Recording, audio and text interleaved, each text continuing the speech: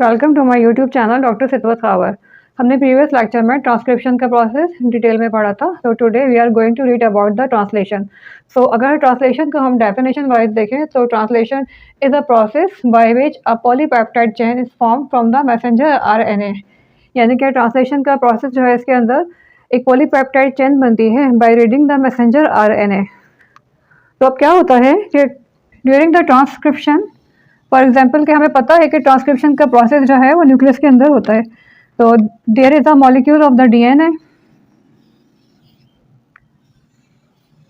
DNA का जो molecule है ये ट्रांसक्राइब्ड होगा और ट्रांसक्राइब होकर ये मैसेंजर आरएनए बनाएगा। This one is the DNA and this one is the RNA. RNA basically क्या है? आरएनए जो है डीएनए का ट्रांसक्रिप्ट है। तो after the formation this RNA will leave the nucleus through the nucleopore and then come into the cytoplasm. और cytoplasm में आने के बाद here we have the ribosomes. This is the smaller subunit and this is the larger. और ये जो messenger RNA जो कि ट्रांसक्रिप्शन के अंदर फॉर्म्ड हुआ है ये आके राइबोसोम्स के ऊपर बॉन्ड हो जाएगा। और जब ये राइबोसोम्स के ऊपर बॉन्ड हो जाएगा तो मैसेंजर RNA जो कि डीएनए से मैसेज लेकर आया है तो then this message will be translated to form a polypeptide chain. तो इस तरह से क्या हुआ कि डीएनए जो था वो ट्रांसक्राइब्ड हो तो हमारे पास आरएनए बना और देन आरएनए जो है आफ्टर फॉर्मेशन ट्रांसलेट हुआ तो we have the polypeptide chain and then this polypeptide chain will form the proteins. So before discussing about the process of the translation, we have to know about some important participants that are involved in the translation. तो अब वो participants कौन कौन से होते हैं? Number first are the ribosomes. अब eukaryotic ribosome is made up of 2 sub units, यानी जो यूकैरियोटिक राइबोसोम होता है वो 2 सब यूनिट से मिलकर बनता है। वो सब यूनिट्स कौन से होते हैं? The larger one is the 60S and the smaller one is the 40S। तो इस तरह से 60 एंड 40 जो है मिलके 80S यूकैरियोटिक राइबोसोम बनाते हैं।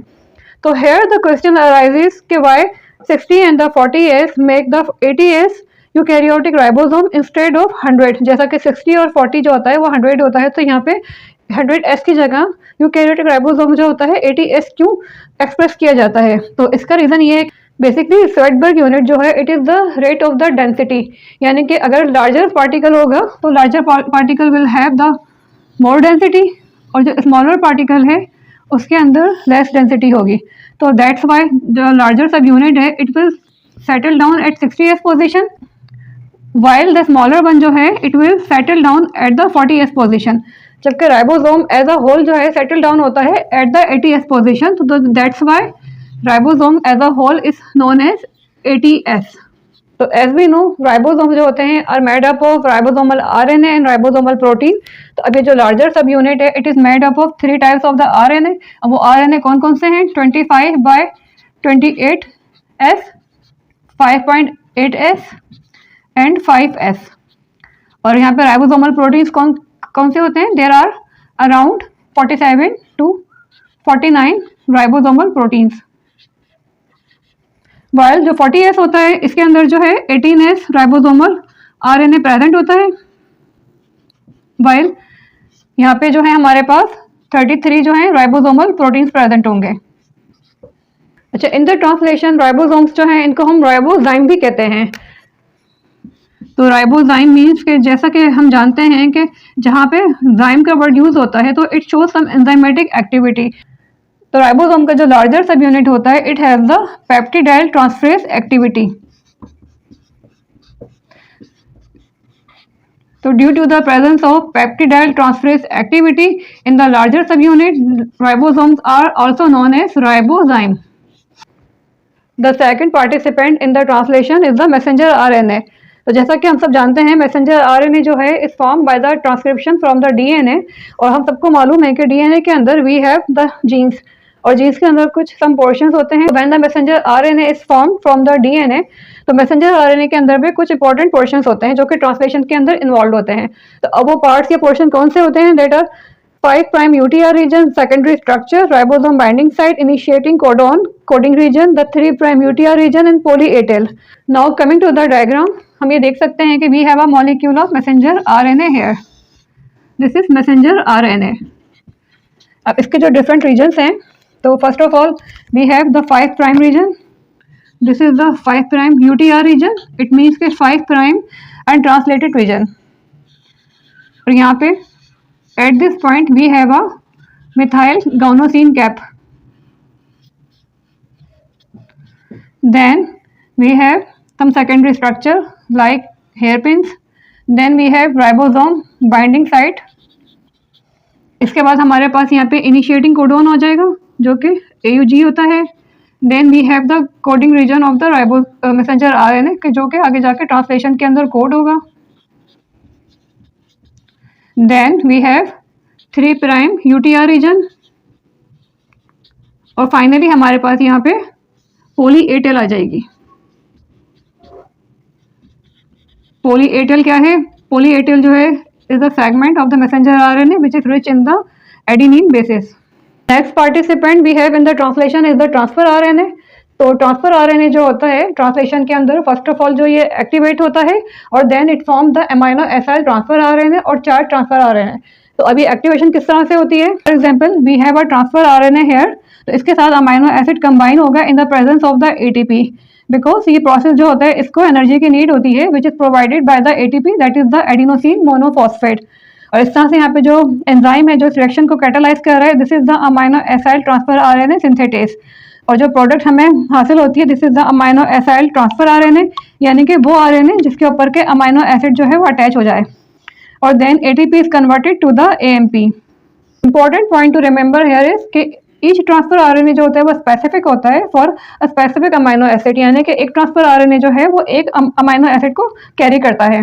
तो इस तरह से ट्रांसलेशन के प्रोसेस में 3 तरह के main type of the RNA जो होते हैं वो इन्वॉल्व होते हैं. और वो RNA कौन कौन से हैं? Messenger RNA, transfer RNA and ribosomal RNA of the ribosomes. The next participant we have are the codons and anticodons. Codons क्या होते हैं? Codons are the code carried by the messenger RNA in the form of the 3 bases. As we all know, for example, we have a molecule of the RNA here. हमें पता है कि RNA का जो molecule होता है वो polymer होता है ऑफ द राइबोन्यूक्लियोटाइड. और ribonucleotide basically is composed of a ribose sugar, a nitrogenous base and a phosphate group. तो here in the backbone of the ribonucleotide we have ribose sugar and phosphate group जबकि जो nitrogenous bases होती हैं वो project होती हैं from here. तो just for example this one is the coding region of the messenger RNA. तो coding region के अंदर जो 3 बेसिस होती हैं they make the codons. As we can see in this diagram we have the ribosome here and here is the messenger RNA attached. तो this is the coding region of the messenger RNA. तो यहाँ पे जैसे ये code present है और ये code क्या है हमारे पास AUG. This is the initiating codon. ये जो है इनिशिएटिंग कोडोन है in the process of the translation. A for the adenine, U for the uracil and G for the गावनीसिन.